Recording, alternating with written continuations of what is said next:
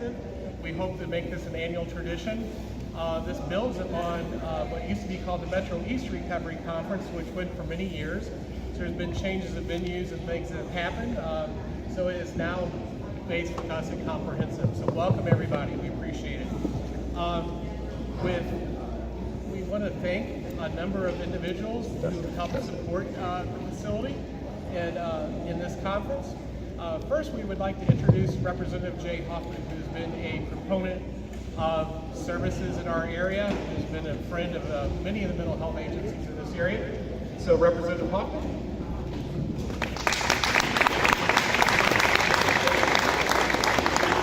All right, we got to work it, huh?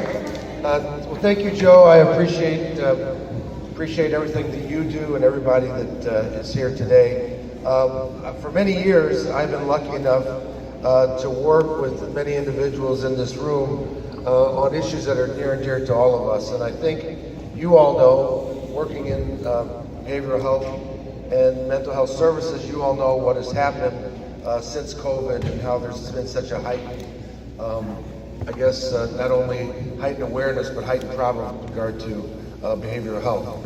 So this year, the General Assembly took historic steps by providing a historic amount of money for mental health services and mental health treatment. We also made sure that insurance will cover mental health services and ensure that possibly you can get free visits and your insurance will have to cover that. So as we move forward and as you move forward with providing these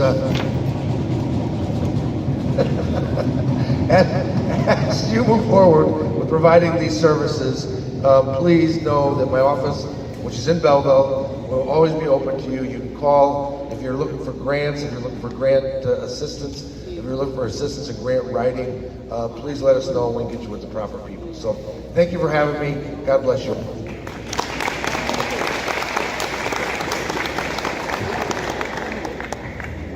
Thank you, Representative Hoffman. We appreciate your support.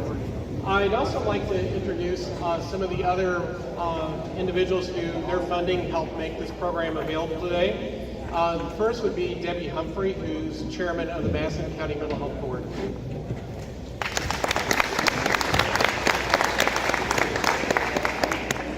Good morning, everyone, and I really want to just extend a big, huge thank you to Joe and Carla for all the work that they've done and all the staff at Comprehensive that have put this together. Again, historically, it had been a great conference. We lost that. We really lost a really great resource and training for individuals that are in recovery and professionals that come to attend to learn more about recovery.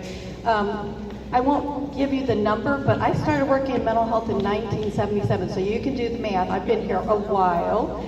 And so the recovery movement, again, over the last 15 years or so, you know, the introduction of WRAP, Wellness Recovery Action Planning, was my first entrance into recovery and learning about recovery, to now being more involved with the Certified Recovery Support Specialist. Joe's an instructor with SIUE with that, and one of my funded agency directors is also involved in that. Mental Health Board funds about 6 of those positions in Madison County currently. So we are really behind this. We are really behind the movement in recovery. And I just hope today that you will find resources and tools that will help you along your own journey to recovery. Thanks again.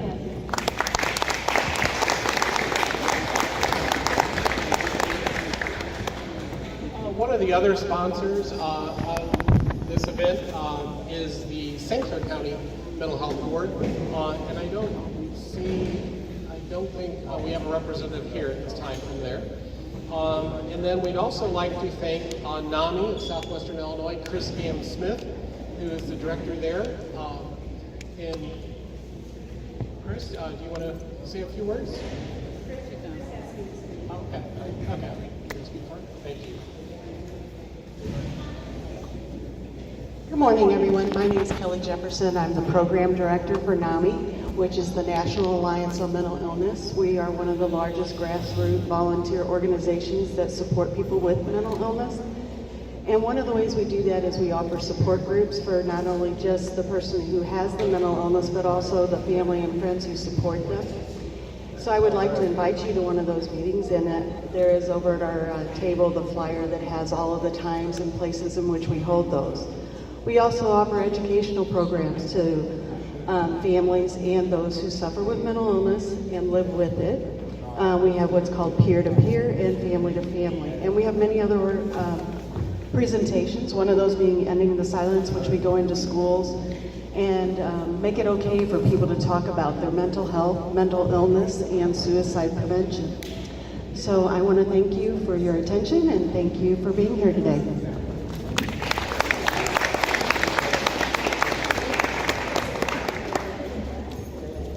So just a couple of things before we get started with the presentation. So when you registered this morning, you would have gotten a little ticket. Please hang on to that. There will be a drawing after the keynote speaker for those gifts.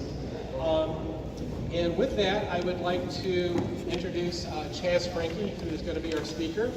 He is a therapist. He's a clinical supervisor at Light Source in Belleville. He's also an adjunct faculty with St. Louis University's social work program. Chaz has been practicing therapy full-time since 2007. He's worked a lot with folks with trauma and trauma-related issues. And he's done extensive work with all ages and walks of life.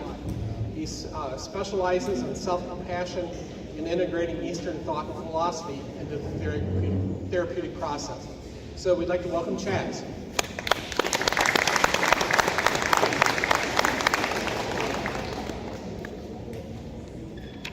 All right. Well, I am going to. How's my sound? Am I all right?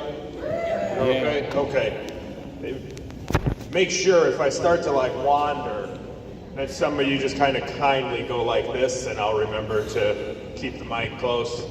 I'm going to let them load my PowerPoint, but since my PowerPoint's not up yet, that gives me an opportunity to riff for a minute so we can talk amongst ourselves. So I appreciate the intro.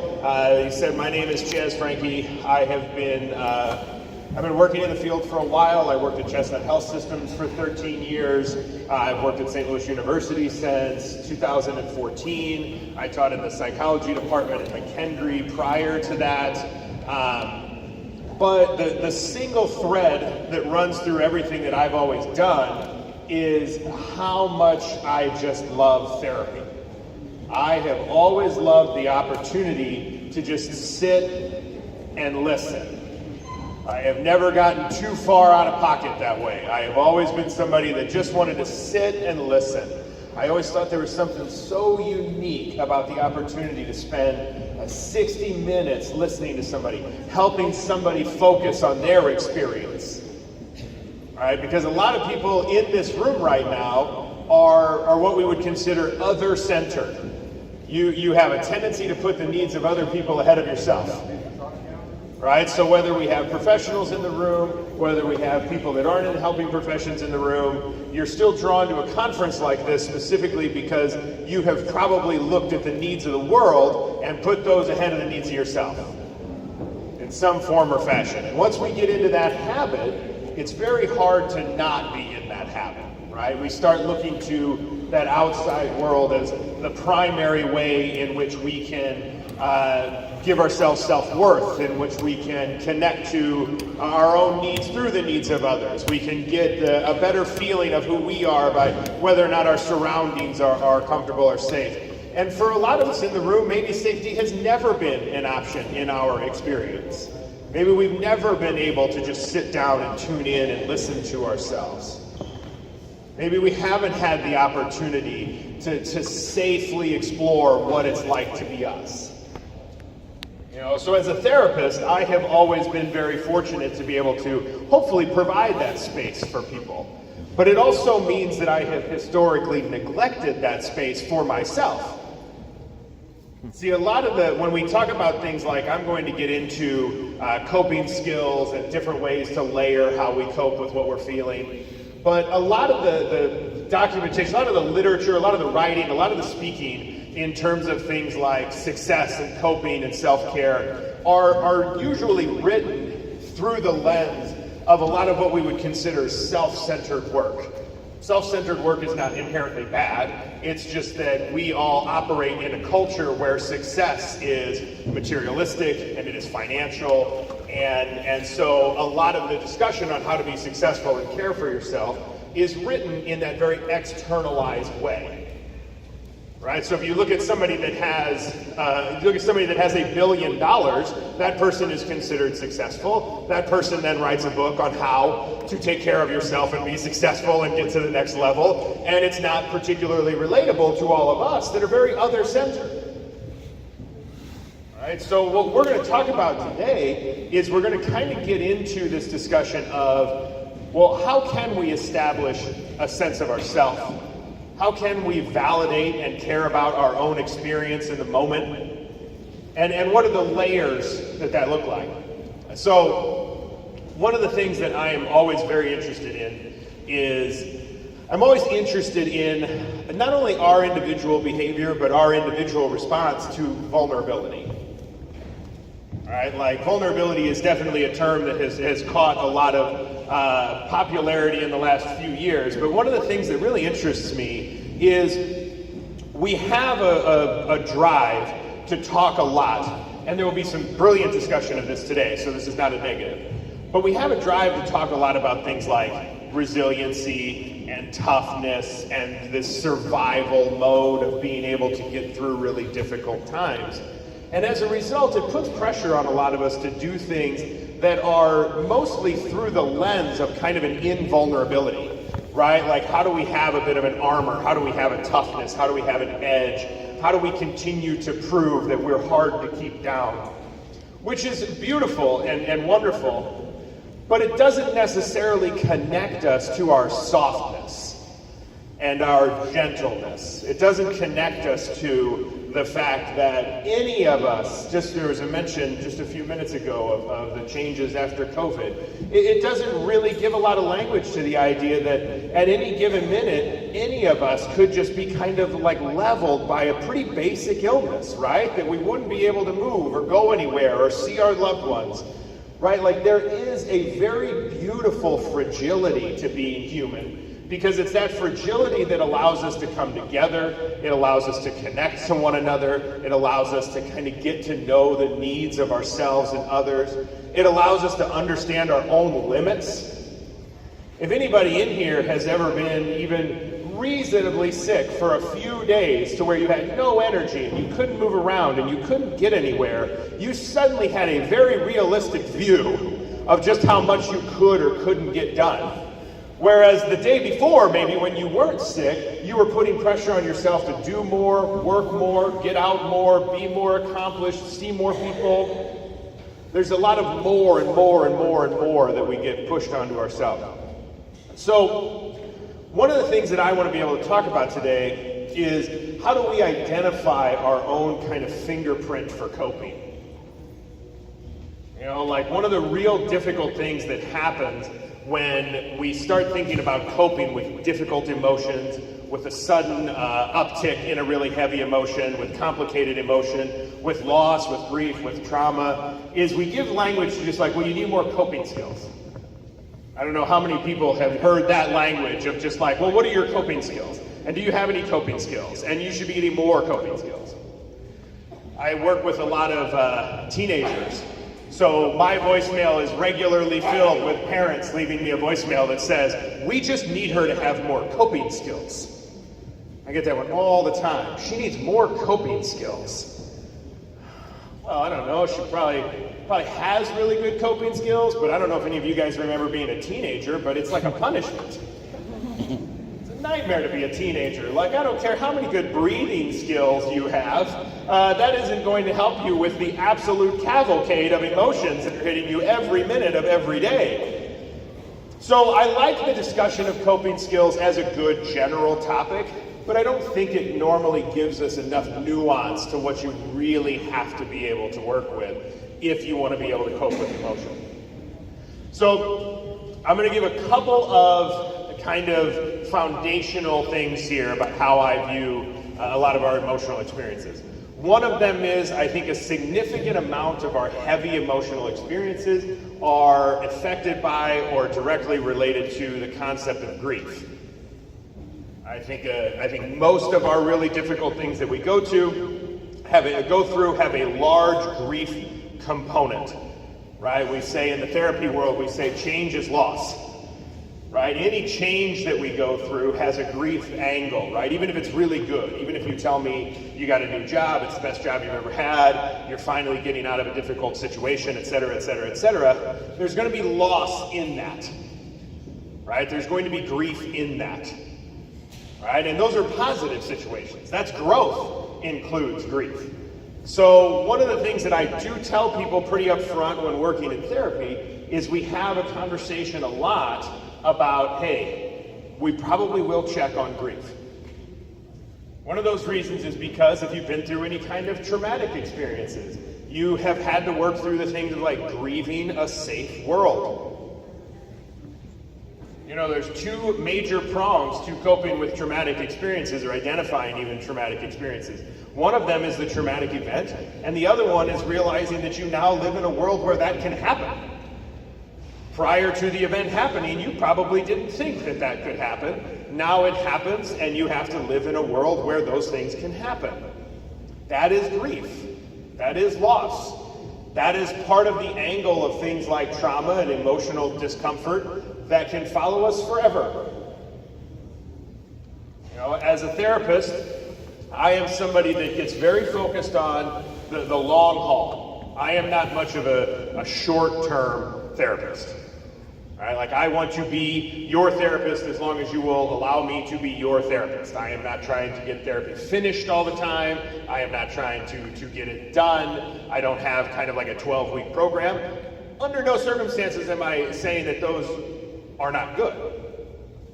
I'm just saying that for me, I am very unstructured and non-directed, right? Like, I want to be on your team, listening to what it's like to be you. Hopefully you're building as much curiosity about what it's like to you as I have curiosity for what it's like for you, right? So that's part of the grief piece.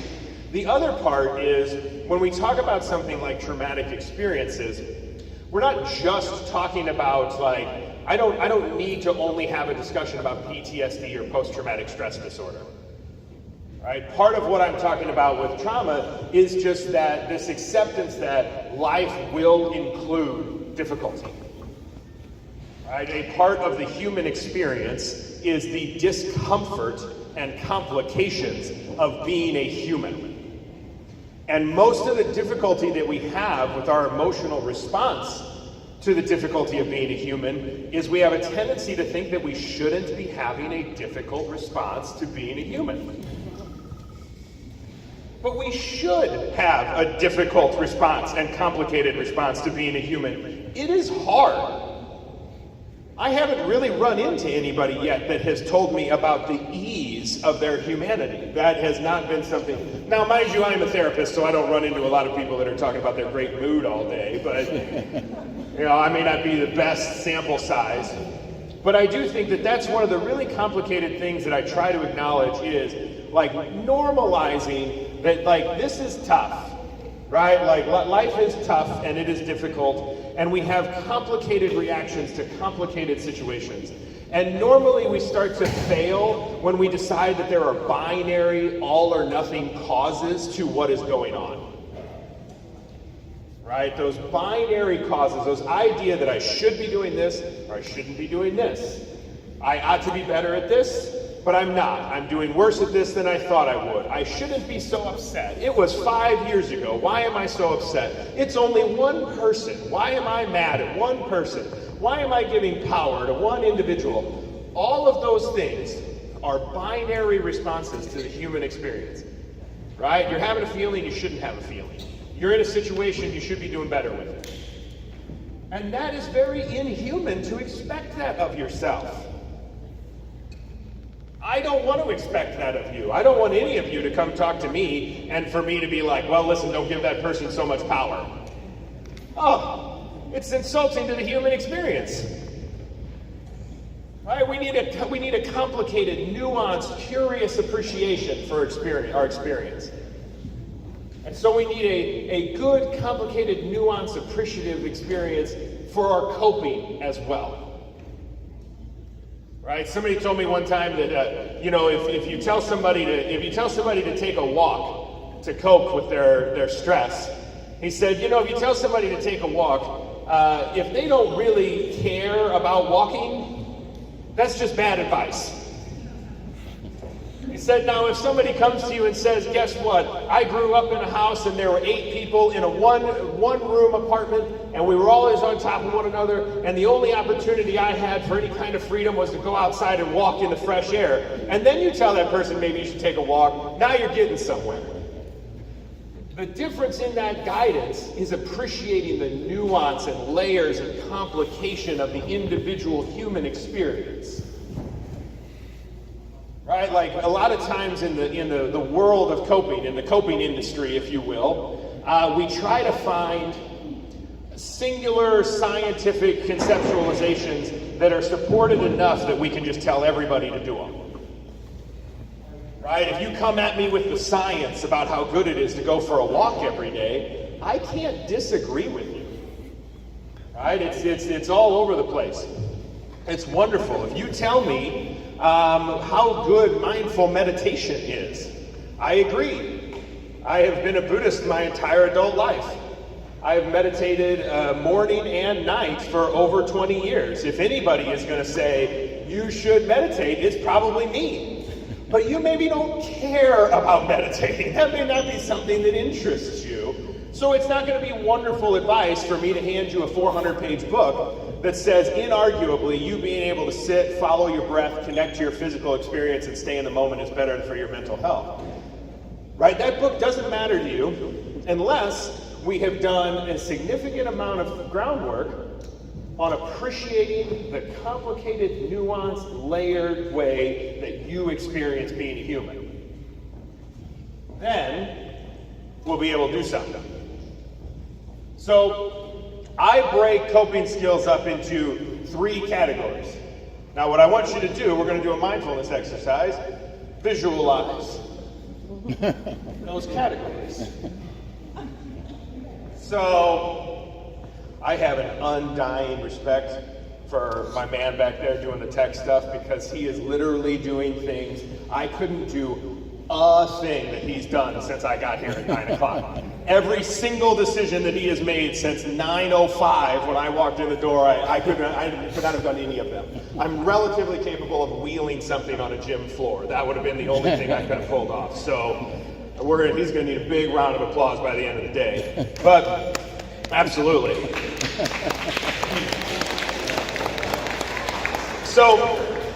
So we usually use 3 layers of coping skills to get people curious about how they cope. Right?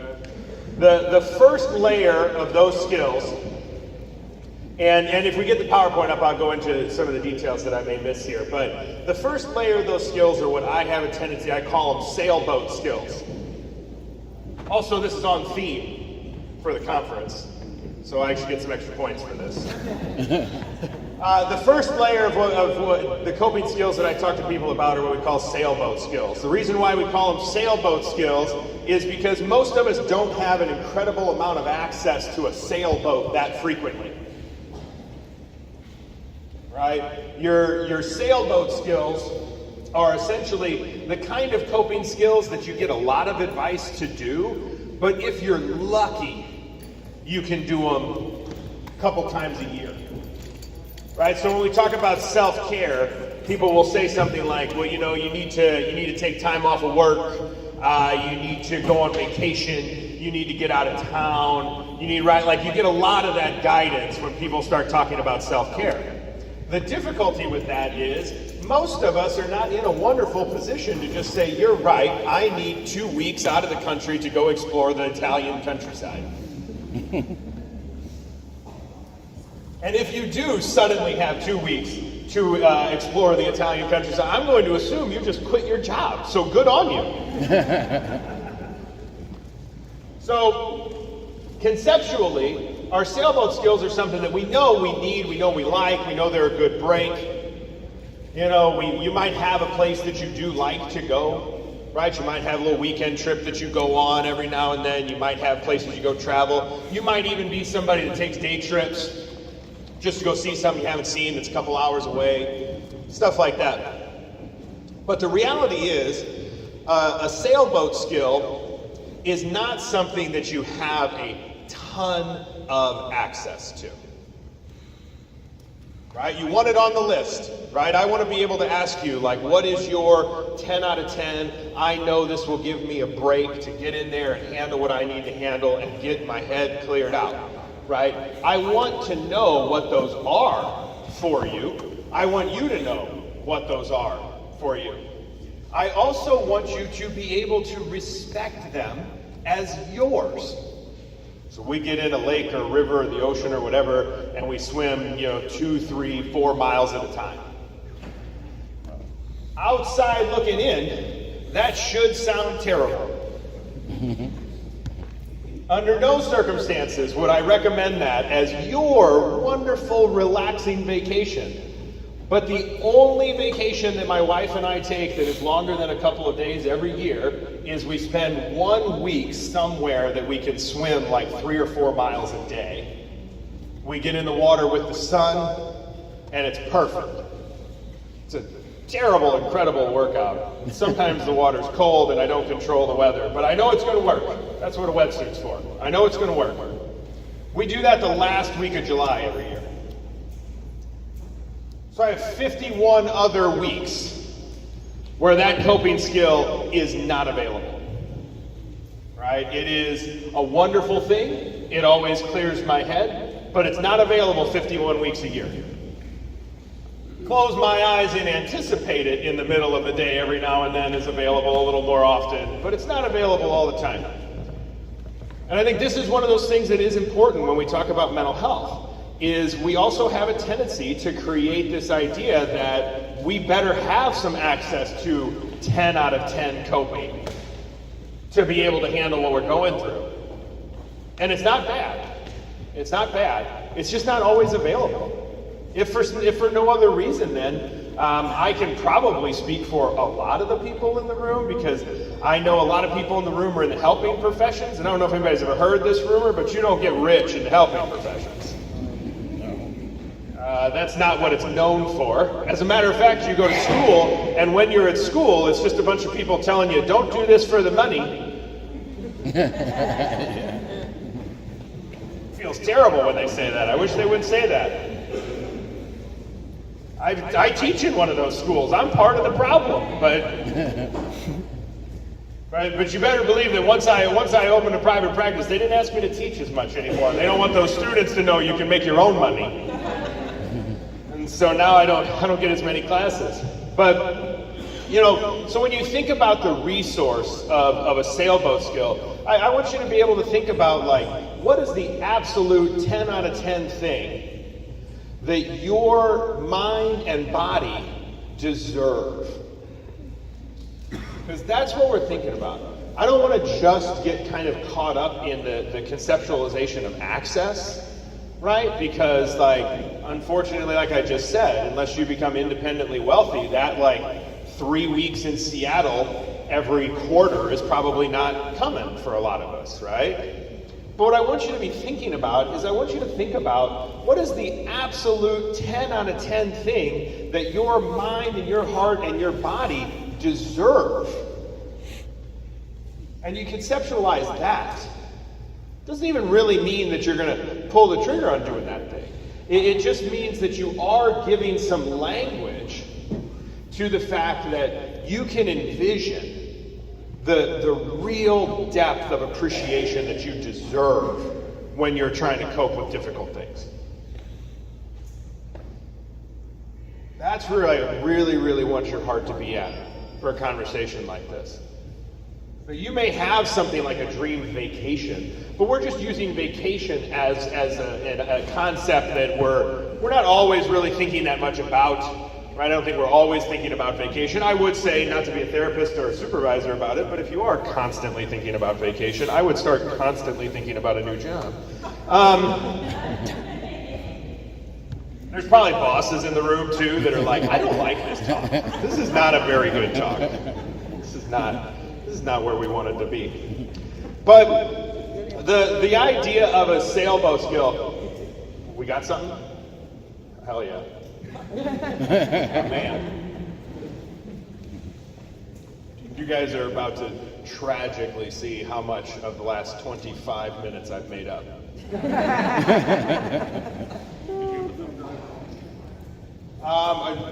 No, I didn't. I just said it. That's all I had. Yeah. So, all right, it's coming. So, tell that same joke I told 30 seconds ago, only make it 30 minutes. No. So, the first level of this, these sailboat skills are also like, you have to really tap into. This is why we mentioned this as like the first thing, is you have to really be able to tap into like the depth of what you deserve when you start thinking about coping. Right? When you start thinking about handling a very difficult situation, right? And that very difficult situation is the what is it like to be you question, right? Like that's the question that I ask every day as a therapist, right? We ask every day, what is it like to be you? Can you tell me more about what it's like to be you? Right? That's the language that we are trying to give to the process. Is what is it like to be you?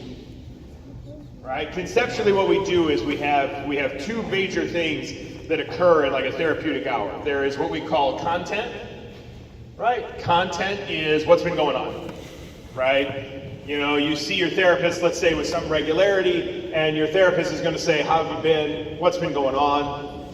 Right? A pretty nice, open-ended, colloquial, friendly question. What you're going to give is an awful lot of content, right? You're going to say, well, I told you my brother was coming into town last week, right? You're going to say something like, well, I had my evaluation at work, or, you know, you're going to share some content. And that's going to be a story, right? It's going to be a narrative, which is great, right? Like, that's a very important thing. It's just you kind of giving an update. The second and more primary thing that happens in a therapeutic setting is process, which is what is it like to be you in that content, right? You may tell me something like, yes, my brother came into town, you know, mom loves my brother, doesn't respect me, blah, blah, blah, blah, blah. You might give a lot of content. And then I say like, so what was it like to be you in that? And that's where you may say, it's lonely. I feel terrible. I'm ashamed that nobody can see me in this situation, right? You're going to tell me all the nuance and complications of what it's like to be you. So when you think about that process, right, when you start thinking about what it's like to be you, this first initial discussion becomes, what is it like to be you, and what does that experience really truly deserve in terms of support and coping and safety and curiosity? Right? Like, and to me, that's the most beautiful thing. Right? Like, my favorite thing about what I get to do all day is I really like people. I really believe in people. And of course, as a therapist, I have a lot of people that sit down in my office and go, you know, I don't like people. And I'm going to go ahead and validate that. I'm going to go ahead and support that. We're on the same team in that conversation. But, you know, I like people. I believe in people. The only way that you can really, truly believe in humanity is the opportunity to really, truly appreciate and validate your own experience. You're really not going to have a great connection with a lot of other people if you're consistently severed from your own experience. Right? So the 10 out of 10 coping skills are these things that you can float away to them sometimes. But I also want these 10 out of 10 sailboat skills to be the kinds of things where you're able to kind of take a deep breath and envision the depth of what you deserve to be able to cope. You know, if you think about if you think about things like inpatient resources, right? Any kind of inpatient resource, what they are trying to tailor is safe, consistent, structured space for you to focus on your experience now. Right? Like, so even in inpatient setting, which of course is not something that we have a tendency to operationalize in our mind as like this wonderful opportunity, right? Like we don't think like, oh wow, like inpatient, how cool. Like usually it means that you are at the absolute core space of your difficult experience, right? To the point where the manageability of it has gone beyond what you're able to grasp in real time. But what an inpatient experience is trying to give people at its best, when they are functioning and operating at their best, is a safe, consistent, deep dive into curiosity with no other distractions. Because the distractions have done nothing but be relentless in those examples. Right? But just like I'm talking about with something like a vacation, something like inpatient treatment is not something that we're going to access all the time. We're not going to always be pursuing inpatient. We're not going to always try to go inpatient. We're going to try to utilize inpatient as a space where the distractions aren't around, where we can focus on our own experience, and maybe where we can build some safety. You know, a lot of times the metaphor that I use sometimes is like, I know a lot of people that get really, really anxious and really, really overwhelmed when they're going to do something like go on a trip. Because it's so different, and there are so many new things, and there are so many things happening. And because when we do something like leave where we live at for a while, we have put pressure on it to be perfect. Right? We don't want anything to go wrong. We don't want to wake up with a headache the day that we're supposed to leave. We don't want to suddenly have a cough and now we have to take a COVID test. We don't want any of those things to happen. I went on a trip to Utah this year to speak at a conference, an addictions conference out in Utah. And Utah went ahead and gave me COVID. But it was a very picturesque and Mormon-centered COVID, so it was really nice. But I was out there, I was really looking forward to this trip. I had spoken at this conference before, I knew the people that were bringing me out there. Utah is beautiful. I'd never been before, I'd only been twice. So I go out there. The first full day that we're there, my wife and I walked a total of like 11 miles, right? We just walked all day. So we walked like 11 miles. We get back to the hotel room, and I am so cold. And I'm like, well, you know, high elevation, it's 30 degrees outside. I was in 30-degree weather all day, right? Like, that must be it. I'm looking online they're saying that if you get too cold for too long, it might take your body like 48 hours to get situated again. So like, that's what it is. I already spoiled it for you, it was COVID. I spent the better part of that trip trying to convince myself that nothing was wrong. Because I put so much pressure on that trip to be this nice moment of escapism where I could just kind of lay low, enjoy a new place, basically kind of have most of my decisions made for me. That's the kind of pressure that we put on ourselves when we're trying to cope with something. We need it to be perfect, we need it to work out, we can't have any hiccups, we can't have any slips, and yet reality sets in and goes, yeah, we probably will. You know, we can't control the weather. We can't make everything go right. And I use that metaphor because that's also what it's like internally. You put pressure on yourself to be probably damn near perfect every day. You don't want to make mistakes. You don't want to upset anybody. You don't want anything to go particularly wrong. So that's why we initiate this idea of like, can you think about like the absolute 10 out of 10 experience that you deserve if you were going to finally sit down and just focus on what it's like to be you. Focus on what you truly deserve. One of the things that the age of COVID and telehealth has given my field is I know a lot of people in my job that they go ahead and take a couple of clients or a couple hours of work while they're on vacation. Right? They go ahead and schedule a couple of clients that they can just hop on the Wi-Fi in their hotel and set up and still see some people because They don't want to let anybody down. They don't want to disappoint anybody. They don't want to push somebody back an extra couple of hours. Right? Like, our need to take care of other people and not take care of ourselves is so strong that we try to find the exact minimal amount of effort to put into our own care. Right? We come home a day early from a vacation so we can work a half day. We take a couple of extra shifts because we're worried about what happens if we don't have enough money. You know, those kind of things mean that we don't have access to these kind of deep dive conceptualizations of what is it like to be you and what do you deserve. So the second layer of coping that I introduce is what I always call lighthouse skills. Now, the name of my practice is Light Source. It would be smarter for me to call these Light Source skills and with like a little TM next to it, but I don't know, it's a whole thing to try to trademark something, so that is not happening. What I usually say are lighthouse skills. These are the things that we have available to us that we've identified as things we enjoy or even hobbies that we've jumped into.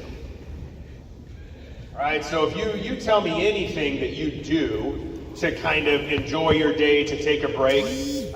This can be anything as complicated as you try to do yoga every morning when you wake up, or as simple as you just make sure that you spend some time watching Netflix and doing nothing. Right? This is kind of like if you've ever heard the phrase, there's no judgment in brainstorming. It's kind of like that. There's no judgment in coping.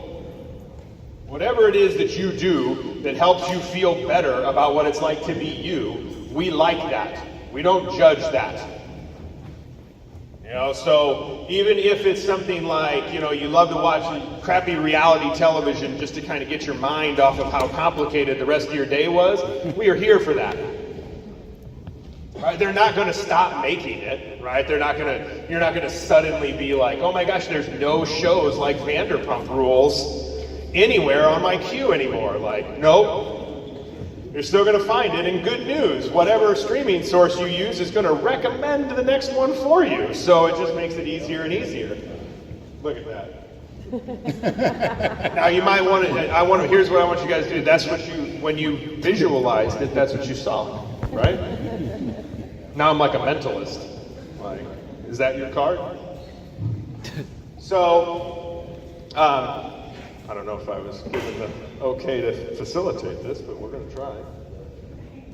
See that? Slide 1.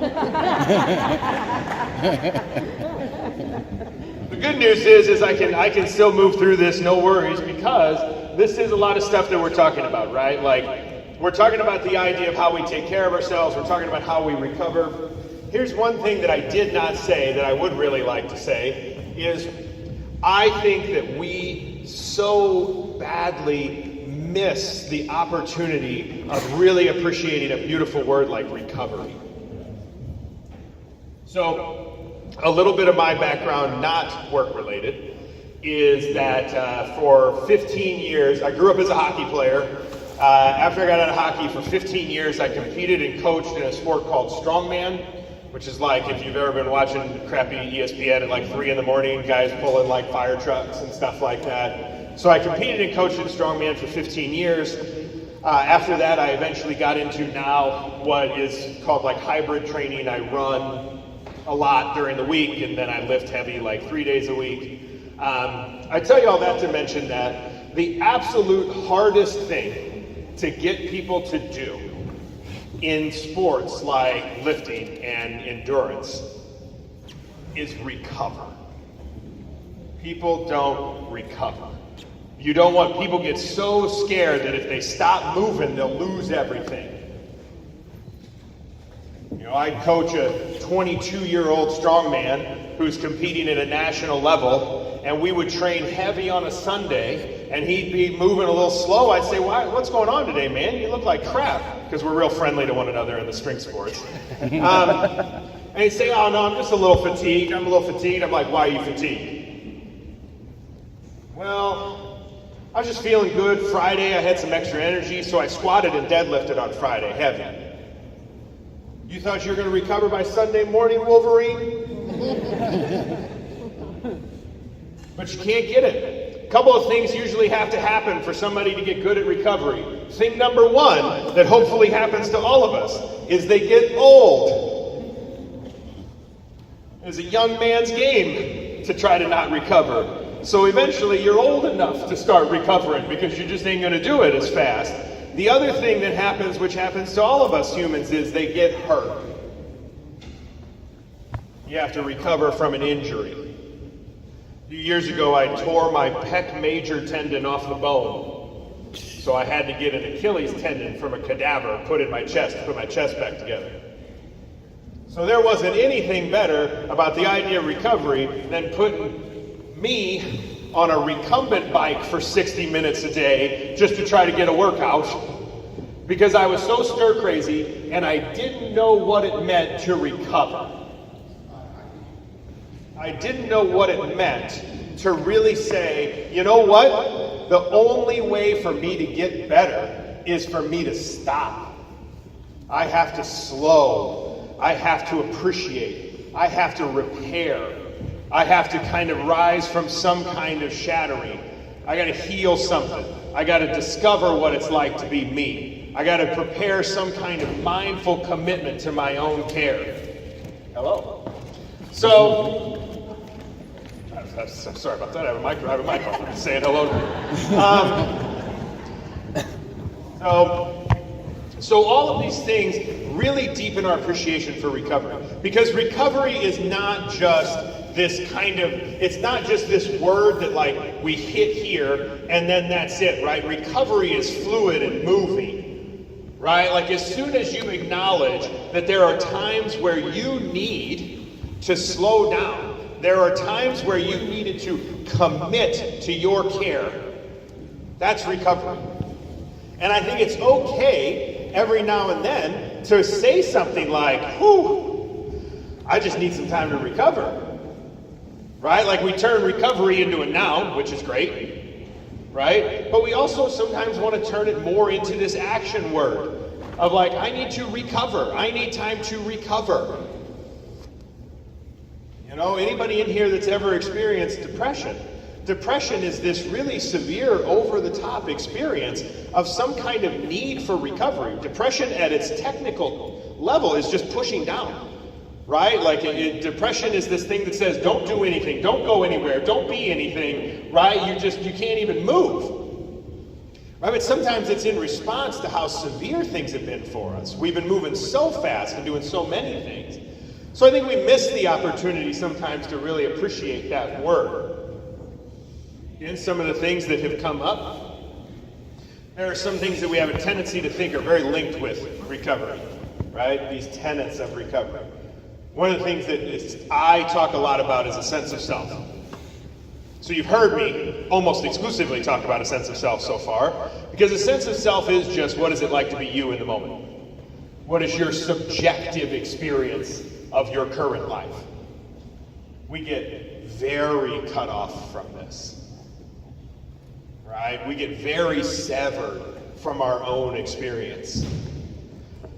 Therapy, a lot of times I talk to people, I'll say to somebody, talk about sense of self, and I have some people go, that sounds scary.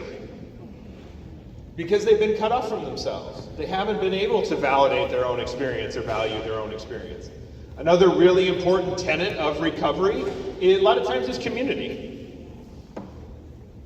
You know, maybe you've heard people use the phrase, the opposite of addiction is connection. Like that one kind of started floating around. Of course, like NAMI is here. NAMI does incredible community work around here. I'm sure they do incredible work everywhere. I'm only around here, so that was a very self-centered view of that. But building community is a major tenet of recovery, not just because of like-minded individuals that can be supportive, but because true community is also there to say, maybe you need a break. Maybe you need to slow down. I bet there's people here that have become so involved in the recovery community that they started taking care of the recovery community and stopped taking care of themselves. You go into something to take care of yourself, and then you just can't help but start taking care of everybody else. And the next thing you know, somebody's going, you need to take care of yourself. And you're like, this meeting is how I take care of myself. And they're like, you run this meeting. You ain't taking care of yourself in this meeting. You're making coffee for this meeting. You know, so a sense of community is very important. The last two things on here are very personal and things that I really talk about a lot is major tenets of recovery, though, are understanding and curiosity. Understanding your own experience and being curious about your own experience. Because if you can't be curious and understanding, right, like a lot of times, like if you're somebody that judges yourself harshly, right, if you're very self-critical, if you're perfectionistic, what is lacking in perfectionism is understanding. Right? If you try to do things right, or you're worried that at any minute you might make a mistake that could get you in trouble, right? Like, that lacks understanding. Because if you were really understanding and curious about your own experience, you would know you're going to make mistakes. You're going to slip up. Right? You're going to do something imperfectly. Right? So that's where recovery comes in, is this idea of like, well, maybe sometimes just knowing that if you do slip up and make a mistake, we want that to kind of activate this idea of something I didn't want to do, or I just forgot something. You know, like those things. If you're critical of yourself, your inner critic is probably relentless. Right? And so if you have a relentless inner critic, understanding and curiosity will be kind of like shattered from that. So the good news is, this one we've done. So we can go to this. Because now we can introduce this idea of what I consider deep recovery. Now, what I really like about this is that adding the word deep to anything right now is kind of like, makes it cooler. So you can go to like Target and you say like, I'm gonna look at the books they got at Target, and you're gonna see deep mindfulness, deep work, deep success, deepening connection, right? Like everything is about the word. Well, I'm not gonna hate on that word yet, right? Like I don't wanna turn it into like the Beatles just yet, where it's just like too popular, so it's not cool to use it. I'm gonna lean into it a little bit. Because recovery, both as a concept of I am in recovery, and as a concept of I am currently needing to recover, is continual. It is constantly changing. It is gradual a lot of times. I don't know how many people in here have overcome some very, very difficult and severe things that have gone on in their life. I'm going to guess everyone. But the way that you emerged from those things was probably way slower than you wanted it to be. I bet you were not moving particularly fast when you started to recover or get things situated. So the initiation of recovery then is different than the connection to the recovery. Right? The thing that got you there isn't going to be the thing that keeps you there. Right? So if you were to tell me, here's when I made a big life change, right? And that does not, of course, have to be like, here's where I go, oh, sorry. That's how you know you're self-centered. I didn't even see that. I must have been real zoned out, because he could have just plowed me right over and I didn't see nothing. But a lot of times the things that initiate recovery are the things I was just talking about, right? You're hurt, something bad happens, life circumstances just kind of like push you over that proverbial edge, and you have to do something different, right? But you can't allow for that level of severity to be the only thing that keeps you recovering or in recovery, right? Like eventually recovery has to be kind of boring, right? It has to be kind of day to day. It has to be part of life, right? So the thing that got you started isn't going to be the thing that keeps you there. Same thing that people say in treatment, right? If somebody comes into inpatient treatment and says, I got to get sober because I got to take care of my kids, right? Like that's a good reason to get you there. It's not a good reason to keep you there. Eventually I need you to take care of you too. Because if you're not careful, you're just going to put your recovery on your kids. It's just going to be as long as they see that you're working hard, then you're okay. And if they don't see it anymore, then you're not going to want to do it as much, right? What got you there ain't going to keep you there. So our practices of how we understand our sense of self move back and forth from this kind of anchoring to this kind of lighthouse that I'm going to kind of give a little more language to in a minute. And what we really need to build is we have to be able to offer compassion. Right? Because like compassion is it's basically another word for understanding, right? Like, I mean, and there's a slide just a second ago that kind of doubles down on what we've been talking about, where there's three basic kinds of compassion. There's compassion for others, there's compassion from others, and then there's compassion for yourself. Right? We need all three for this process to be complete. But as our ability to offer compassion in all three of those forms deepens, our relationship to ourselves deepens. It's kind of strange to think about, but very few of us get the opportunity to be like the person that likes ourselves more than anybody else likes us. Like a lot, there's probably people in here that are real mean to themselves. There's probably people in here that judge themselves really, really, really harshly. But I bet for most of us, there's probably someone outside of us that loves us and cares about us and appreciates us more than we do ourselves.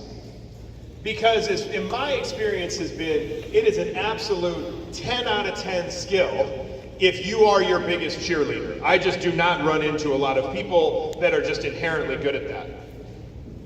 But the more that you're able to deepen your practices of self-awareness and compassion, the more you're going to have a relationship with yourself. So, you've heard of some of these. That was the one I wanted you to visualize, actually. I wanted my slides though because I got pictures. I don't always put pictures on my slides, but I did for you. So you are welcome. I'm sure there's somebody in the world with lots and lots of money that can tell you every one of those sailboats. They'd be like, that third one from the right's a piece of crap. So, sailboat skills are the least available in terms of time, like we said, right? Times where we can truly get away, disconnect, and tap into our own experience. Right? So the examples that I put up here are vacations, camping, day trips, retreats. One of the things that we do at Light Source is we offer retreats. We do like full day, like small group retreats, like, and it's really a pretty simple thing, right? Like, I mean, it's not a very super structured, heavy agenda kind of concept. But what we do is we try to get a group of people who all are from a similar mindset, right? So maybe it's people, a small team that works somewhere, or it's just therapists, or it's just social workers, or it's just a particular group of people that are like-minded. And we spend the day just talking about what it's like to be you in the work that you do. We just ran a retreat in Raleigh, Durham, North Carolina, for the addictions professionals of North Carolina. And what came up a lot in that discussion was, you know, these were a lot of people that do a lot of community education, right? If you think about like outreach work, you think about like they would do a lot of education on college campuses in relation to addiction and things like that. And all of them had this really difficult experience of essentially the ambivalence associated with talking to people that maybe don't want to talk to them. Right? They're doing outreach, they're going out in the community, they're educating a room full of 19-year-old kids on why you shouldn't drink while you're in college. I don't know if you guys have ever met any 19-year-old people, but they would like to drink, given the option. So the retreats that we run are just like full days of, let's kind of settle in and let's just appreciate the unique depth of what you do. Because I think we do get cut off from that. Who you are as a person has so much depth, and we could never cover it. I couldn't scratch the surface of who you are as a person in a 6-hour day of you reflecting on it. Right? So I don't want you to think that you only need one day of reflecting on things to get to where you want to be at. Now we're up to speed. This is where we were. I'm blocking pictures. Sorry, I'll stand over here, and I promise I won't move for 45 seconds. Photos, please. So, lighthouse skills. Another good picture. Give you a second to take that one in. Like that. I took that picture. I did. I took it from the internet. So lighthouse skills are foundational to growth and depth and recovery. All right, so I mentioned something like yoga. This is kind of a classic example of a lot of like how people initially get moved into like a spiritual space in our current Western sphere. One of the things that yoga does that is very underappreciated is it really can be the first time that somebody is curious about the experience of their body. Right? And when we think about something like recovery, your body's involved. You know, like it's not just here, right? Like you also have to have some curiosity about your physical experience. You have to know like how your body feels when you do something. It is, let's see, it is 10:20. I walked in here, like I said, at about 9:05. I know an awful lot of people in these bleachers here have not moved since I got here at 9:05. You are an hour and 15 minutes into a set of bleachers that were made for 11-year-olds. So that is why, as a speaker, I never take it personal when people stand up, when people walk out, when I see a row of people along the wall doing some modified wall sit because of the tightness in their lower back. It is also why I don't speak anywhere where there's recliners, because you'd all fall asleep. I need you to be a sweet spot of uncomfortable for this to work. But something like yoga is an example. I had mentioned things like any kind of physical activity, but it doesn't have to be that. It could also be like getting into a skill where you do just, it gets you curious about your body, right? Or it gets you less critical of your physical experience. A lot of us probably feel like we have on occasion been betrayed by our bodies. Right? You maybe have had some chronic illness. You maybe have had some chronic pain. There's a lot of people that stand up, moving around now. I think you guys are hamming it up. It's not that bad. No, I'm just kidding. If you guys want, you can just walk around, and I'll just keep talking. It'll be the most awkward thing you've ever participated in, but we will do it. So that curiosity about your physical experience is something that maybe you have been completely cut off from. A friend of mine that I lifted with for a long time is in recovery from addiction. And he was somebody that explained it to me that pretty much anything that you put in front of him, he was going to do it. And so eventually he gets healthy, he's working out, he's lifting heavy, he's very dedicated to it. As with a lot of things that happen with addiction, right? People that have a history of addiction have the ability to focus on one singular thing at a time. And so lifting became his thing. And then he got a hernia. Not an uncommon thing in the sport of like picking rocks up off the ground that weigh like 400 pounds. So he got a hernia. He had the hernia fixed. Didn't take. Ends up with another issue, another bigger hernia. And I was talking to him about it one day, and I said, damn man, that sucks. Like it seems like it's been terrible. At this point it had been 10 months of trying to figure it out, you know, even trying to find another doctor to fix the first doctor's mistake, et cetera, et cetera. And I said, God, it just sucks. And he said, no man, really, I did an awful lot of stuff to my body for a long time. He's like, so my days of simple medical solutions are over. And it was just like a very insightful moment to me to really think about like the acceptance that he had, right? Like I was more bothered by his year-long recovery than he was, because he had enough body awareness to know, listen, I don't get simple solutions anymore. You know, my body's had just enough damage done to it that I don't get to do it the easy way anymore. You know, that comes out of having these lighthouse skills, right? Like if you think about what a lighthouse does, is a lighthouse exists to make sure you don't crash into the shore. Right? right? It's not much more complicated than that. There's not a lot of technology associated with it. It is just something that makes sure you are not going to crash into the shore. Because your day-to-day coping skills are not available all of the time, but they are one of your primary sources of checking in on yourself. Right? If you tell me that you absolutely love doing yoga, you can't be sitting in the middle of your day working and being like, I'll see y'all in an hour and a half. I'll be back. Most people can't do that. So they're also reflective of a commitment to your care. If you tell me that there is something that you do once a week, no matter what, I am impressed. I am impressed because that means that you have committed to your own care. That means that you are doing something that makes sure you don't crash into shore.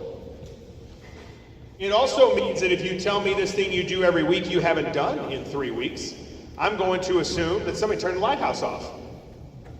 Now I'm going to be worried about you hitting shore. I need that light back on.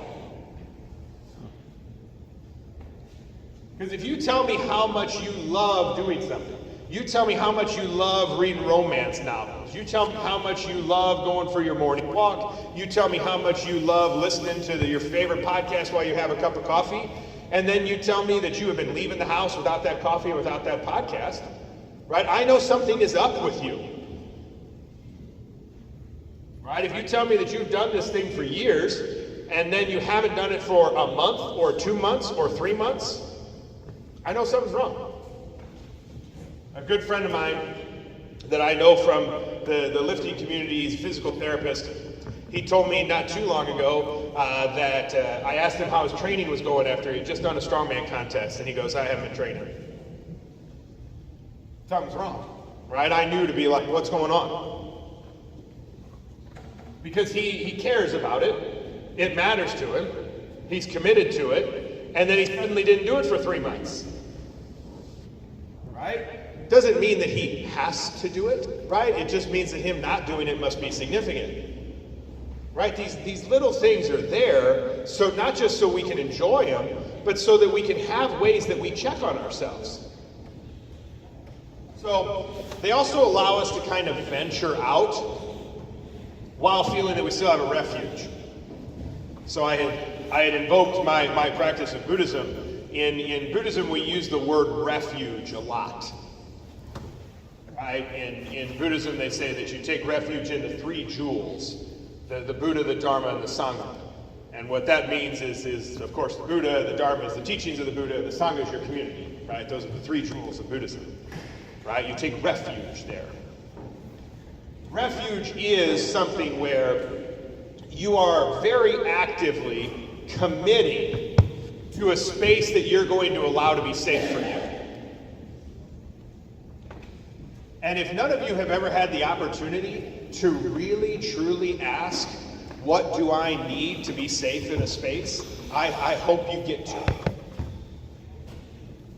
Because there's also a lot of examples of lighthouse skills that are just kind of like failed attempts. Wasn't your fault?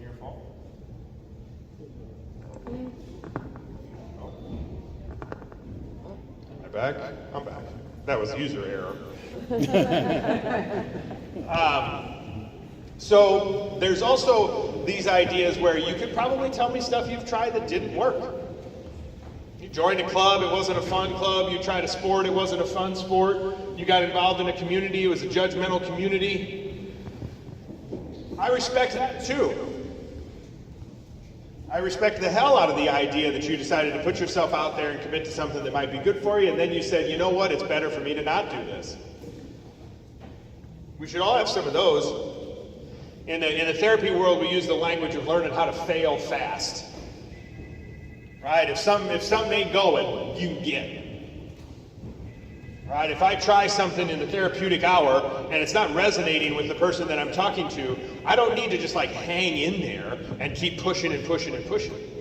As a matter of fact, I bet there's a lot of people, I'd like to think there's a lot of people in the room that have tried or are in therapy. If you're not, I'm biased, but I recommend it.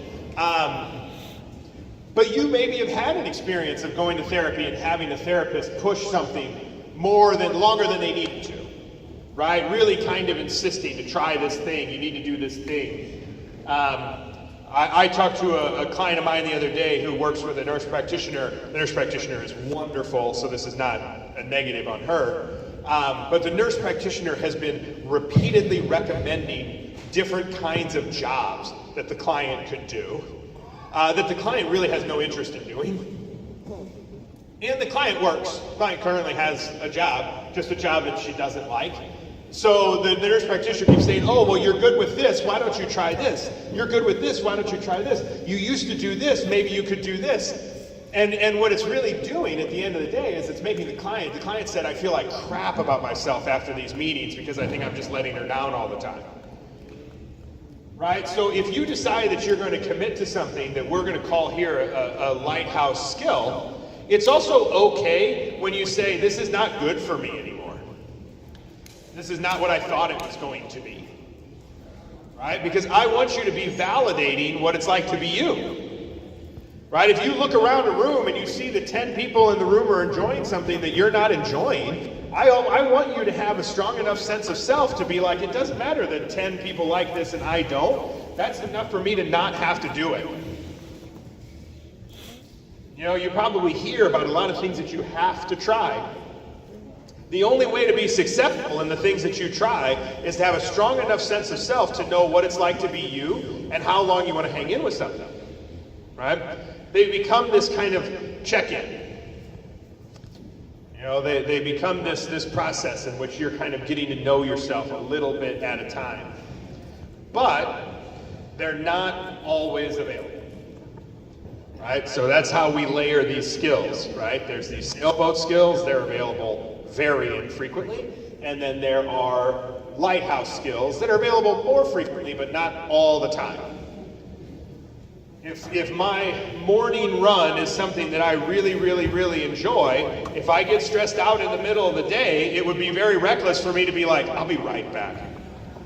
Like, it's not going to be super helpful, so it's only available once a day. The other thing is, the recovery piece of, I can't do it every day. If I ran 10 miles this morning and I said, God, I had a stressful day, I'm going to run 10 miles tonight, that's not a smart move. Not a smart move. So they're available more than the sailboat skills, but not all the time. That's a real good picture. I don't know if the next picture is as good. It is. It's not. It's a Getty image. I stole that too. This is so cruel, copyrighting these images. It's a picture of an anchor. It's probably from a fish tank. Underwater photographer didn't go down there and get that. So the last thing that I haven't mentioned here are what we call anchor skills. And it's kind of anticlimactic because the anchor skills are by far and away the most boring ones that we have. But the difference between anchor skills and everything else is these are the skills that you've got all the time. Always have access to these, right? And they're foundational, right? They are grounding in nature, right? These are feelings of safety. These are things that can help us in minute-to-minute decision making, right? These are also the things that maybe kind of pull you back into your experience enough to know whether or not you feel safe doing what you're doing. So one of the roles in my job is I am a clinical supervisor. And so when a person gets their master's degree in counseling or social work and they want to be fully licensed or an LCSW or LCPC here in Illinois, they need 2 years of clinical supervision. You meet with your clinical supervisor once a week for 2 years. You need like 4,000 clock hours before you can become fully licensed. And so I love that relationship. Part of the reason why I really enjoy my field is I really care about a field that values mentorship. Right? The field values this mentorship, this idea that somebody is going to meet with you one-on-one while you develop as a professional. But one of the things that happens when we first get into the field is we start thinking that we're not allowed to say no. That we're not allowed to say, I don't think I could work with that person. We're not allowed to say, I don't think that's in my scope. right? Like it becomes really, really difficult when you first get into something to say, I don't know that that would be a good fit for me. Everybody has an example of this, right? Like everybody has a job that you've worked where suddenly somebody was like, hey, I'm gonna need you to do this. And you're just like, I don't know how to do that. And they're like, well, you will by the time I get back. It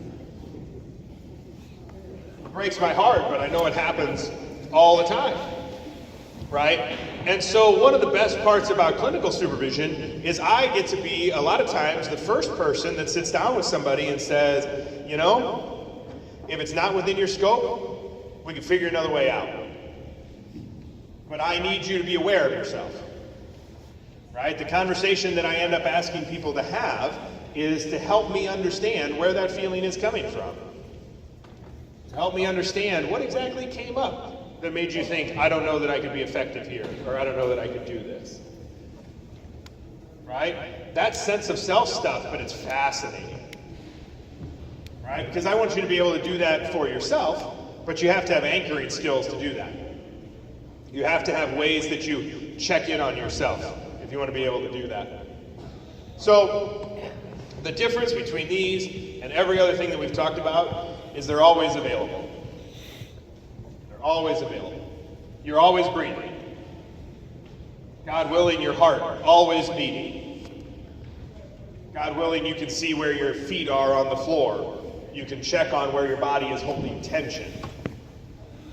You can see where you're uncomfortable. You can see where you're comfortable. Always available. I'm trained in a form of therapy called brain spotting.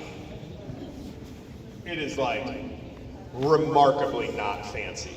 It makes itself sound real fancy, not fancy.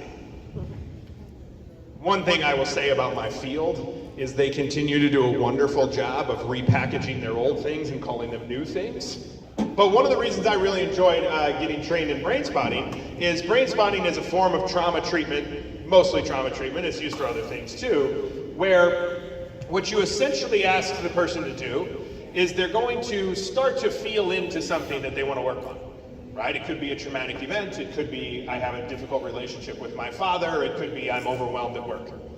You ask them to get into that feeling state, right? You may even ask them how they feel 1 to 10 in that state. 1 being I feel great and this is comfortable, and 10 being I'm completely overwhelmed and overtaken. You might even check that. We call that the subjective units of distress, because we have to name everything in my field. And we have to give it an acronym. SUDS, so subjective units of distress scale. Everything has to have an acronym. My dad calls it our MICKEY. So you ask somebody to get into this state, and then what you do is you very slowly find a point in their field of vision where they start to feel maybe a little more agitated in that. Right? They maybe start looking up and to their right a little bit, and they start saying, I'm feeling kind of tense in my stomach, and I feel really uncomfortable. And then you ask them to kind of hold that spot. They just hold that spot. And you say, well, just tell me what's coming up. You may sit there for an hour without a word. I have sat quietly and completely silent with people in their emotional experience many times. It is absolutely amazing. But the reason why I tell you that is, at its core, it is just an available form of awareness. Right, like essentially you ask people where they feel it in their body. Is it moving? Is it getting worse? Is it getting better? But mostly you just shut up. Right, we have an acronym in therapy called WAIT. Why am I talking? So if you sit there with yourself and you're trying to check on your own experience, and then you're going, well, this isn't so bad, or this isn't that big of a deal, or I don't know why I'm upset, or we're supposed to get lunch in like 20 minutes, or this will be over before I know it. At a certain point you go, gosh, why can't I just settle into my own experience for a minute? That's what anchoring skills are, right? They're the things that are available all the time. Right? They're things you always have access to. The toughest thing, there's 2 really tough things about anchoring skills. One is these are, as I said, the most boring of all of our conversation today. right? Like there's only so many ways that I can make breathing sound interesting, and I have already exhausted those ways. And an awful lot of people will come to see me for therapy and say, and I'll tell you right now, if you tell me to watch my breath, I'm leaving. I'm like, okay, so somebody has done that already. That was the warning shot that I needed, so we will go with not doing that. And then sometimes I'm like, I don't know, man, maybe it'd be really good if you started following your breath. Maybe we can find a quick way to do it. But one of the other difficult things, outside of that they're not as deeply interesting as some of the other things might be, is that they're pretty dependent on kind of a commitment. You know, like most coping skills fail because the first few times we try them are when we need them. And if we try a coping skill, if we try self-regulation, if we try mindfulness, if we try breathing, if we try journaling, if we try any of these things that are kind of available pretty much all the time, if we try them when we need them the most, in the middle of just a storm, right? We are just awash with emotions. They're not going to work very well. You know, like if you are about to get in a pretty fierce argument because you're so upset about something and you decide that now is the time to try to breathe through your nose into your belly for a count of 7, it's probably not going to help. You're already drinking from a fire hose at that point. You know, it's not going to go. So these anchoring skills are things that are dependent on your ability to be kind of committed to practicing them when you don't need them. We'll do that with other things, right? Like you may tell me that the hobby that you have, you may say that you cross stitch or you weave or you paint or you draw or you write or things like that. You may tell me how much you love doing that. And the next thing I'm going to know is you probably do that at times when you don't need to be doing it, right? Like you don't say, oh, every time I'm upset, I go paint, right? You paint other times, and when you're upset, you go paint. So when we think about skills that are always available, it's similar. As boring as it may sound to try to figure out how to have like a daily practice where you check in on yourself, or a minute-to-minute practice, or in my world, something like after every session.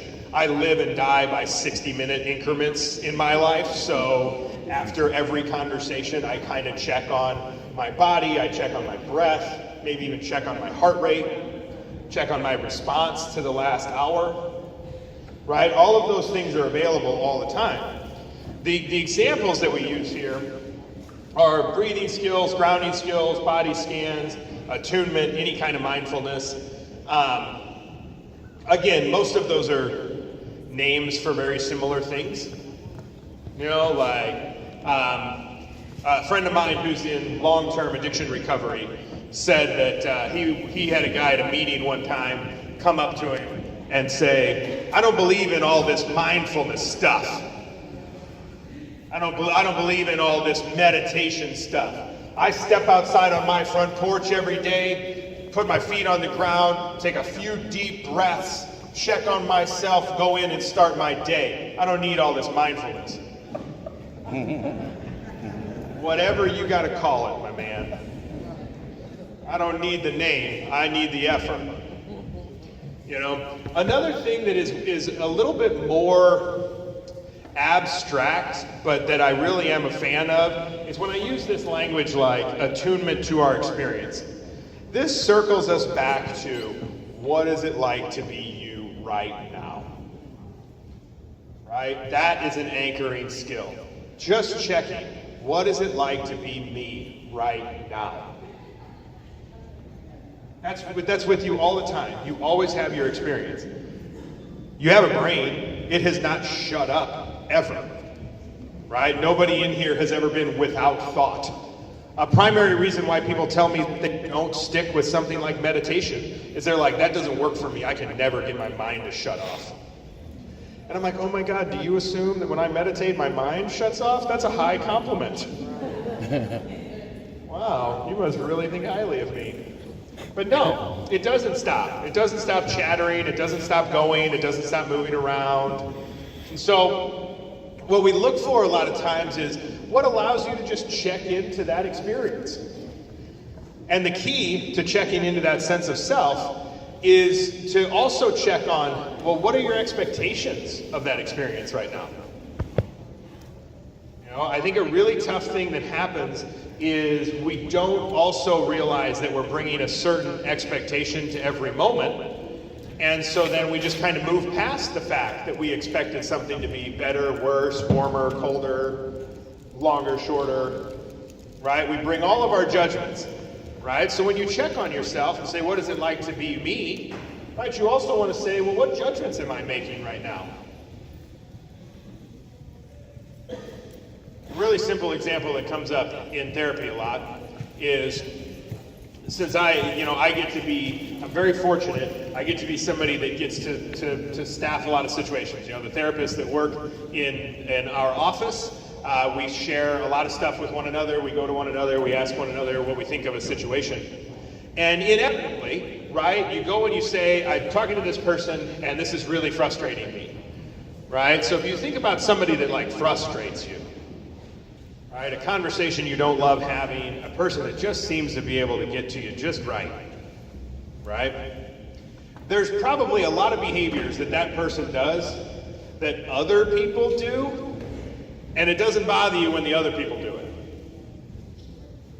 That is one of my favorite things to check on with experience, is because somebody comes to me and says, hey, I've been working with this person, I've been seeing them every week, I'm having a hard time, I feel disconnected, I get frustrated, they'll do this, but they won't do that, blah, blah, blah, blah, blah, blah.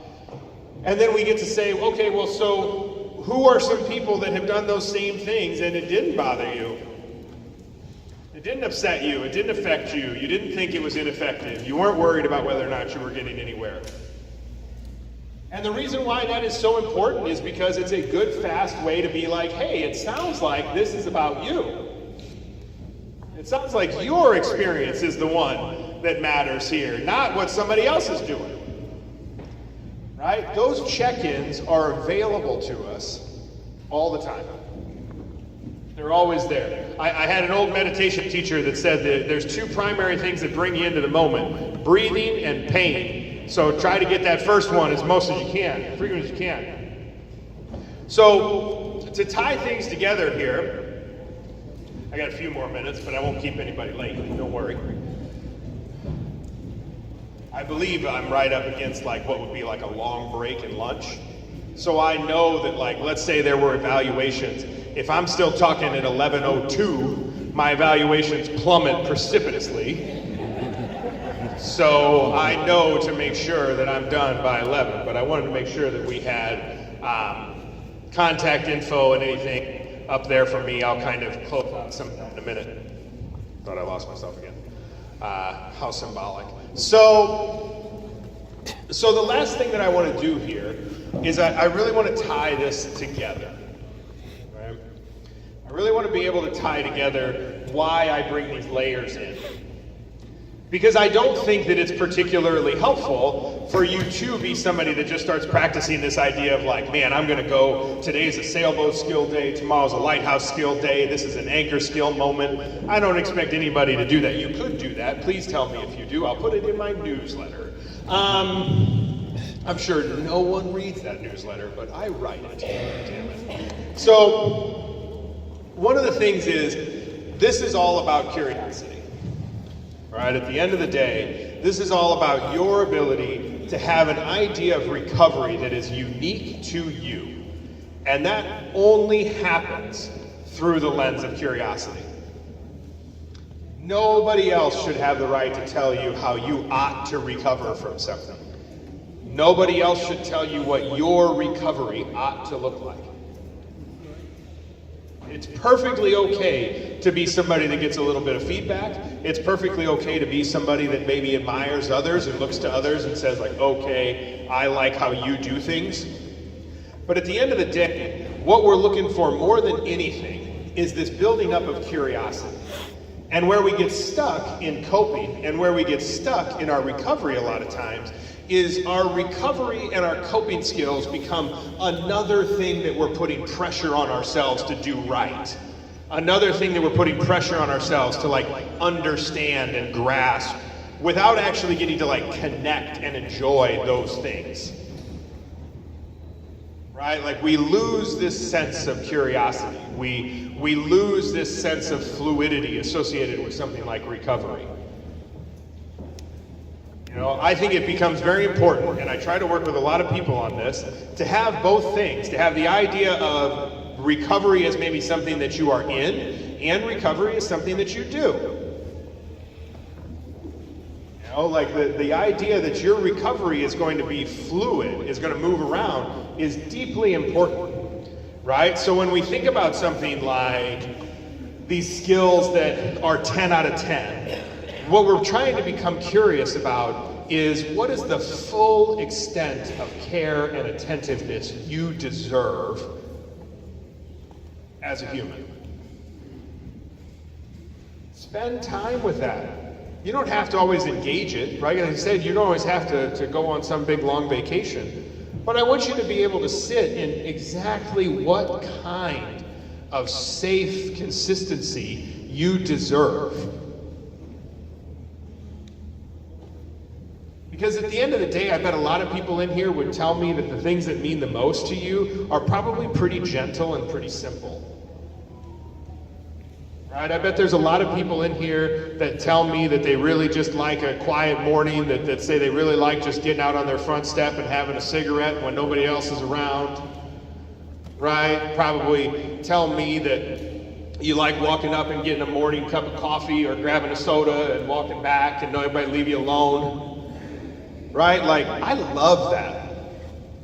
And I love that so much. If you told me an hour-long version of the story of you grabbing a Polar Pop, I would love every minute of that story. Because it would mean that you can take a really simple part of your day and turn it into a really deeply curious experience. And everybody deserves to have really simple parts of their day create deep curiosity.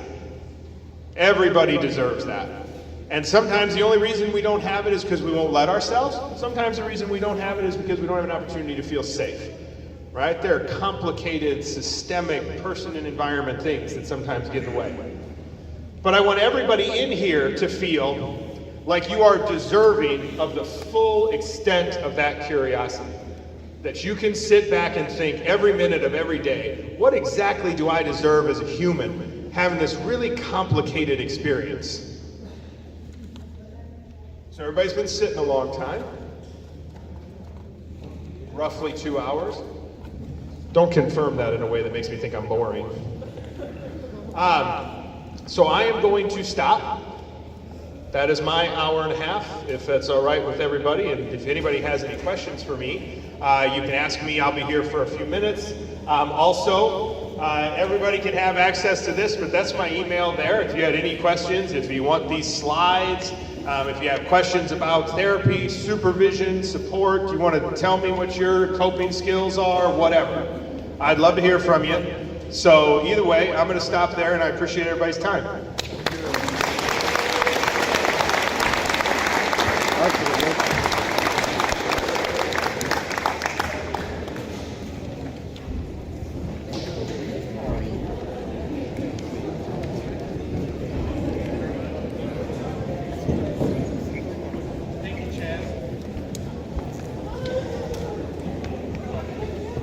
Chaz. So everybody's worst nightmare is to have the AV equipment go out on you when you're doing a presentation. Chaz did a great job of recovering. So just a few things before folks start going to lunch. We're going to have the drawing for the attendance prizes in just a minute. We're rounding up some staff to help with that. Also wanted to take a moment to thank the people from my staff that have helped put this conference on. So we have Ms. Barkley and Ms. Ellis, who've been instrumental. A number of the staff in the drop-in center and other parts of the agency have helped put this together. So in your packet, you also have an evaluation form that we ask you to complete before the end of today. We'll have the drawing in just a minute. And then we'll do lunch, which will be across the hall with the 3 workshops. Workshop 3 about relapse prevention will be in here.